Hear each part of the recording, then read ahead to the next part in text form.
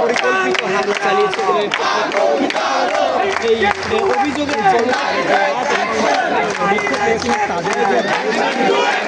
এর আগে বড় সেম ভাবে হচ্ছে গিয়ে একে ট্যাগ দেওয়া হয় ছাত্রলীগ ভাবে, কিন্তু তখনও তারা কোনোভাবে প্রমাণ করতে পারেনি, কোনো হচ্ছে তথ্য আমলমত থাকেনি, কিন্তু তারপর তারা সদস্য ছাত্রলীগ এবং আমি সাথে হচ্ছে গিয়ে কথা বলেছিলাম বলে আমাকেও ট্যাগ দেওয়া হয়েছে এবং আমরা সাথে যাই থেকে তাদেরকে ট্যাগ দেওয়া হয়, কিন্তু আজ পর্যন্ত এটা কোনো প্রমাণ দিতে পারেনি। এটা হচ্ছে আগেকার একটা স্টাইলে তারা হচ্ছে বারবার হামলা করা। নিজেদেরকে আসলে তারা ক্ষমতা দেখাতে চায় নাকি নিজেদের ক্ষমতা হারাতে চায় এটা আসলে তারাই নিজেরাই জানে না। এখানে আমরা চাইনি কোনো দলীয় রাজনীতি চলবে, এখানে চাইনি কোনো দলীয় এজেন্ডা এখানে বাস্তবায়ন হবে, এখানে কোনো দলীয় একটা দলকে নির্দিষ্টভাবে যেখানে স্থান দিবে এটা আমরা কখনো চাইনি। ন্যাক্কারজনকভাবে হামলা করে প্রকাশ্যে আবার তাকে বিভিন্ন ট্যাগ দেওয়া,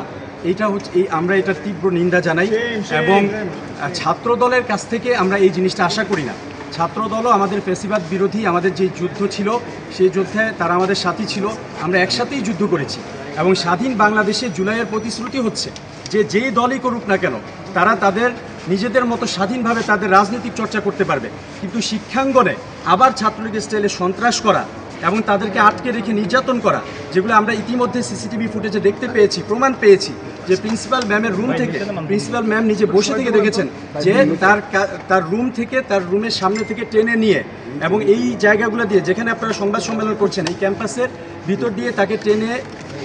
হিঁচড়ে নিয়ে গিয়ে তাকে রাস্তায় ফেলে নির্মমভাবে তার বুকের উপর লাথি মারা, তার ঠোঁট মাথা থেতলে দেওয়া এবং এখনও সে হাসপাতালে ভর্তি আছে। পুলিশ দেখেছে, পুলিশ এসে তাকে এই অবরুদ্ধ অবস্থা থেকে উদ্ধার করতে হয়েছে।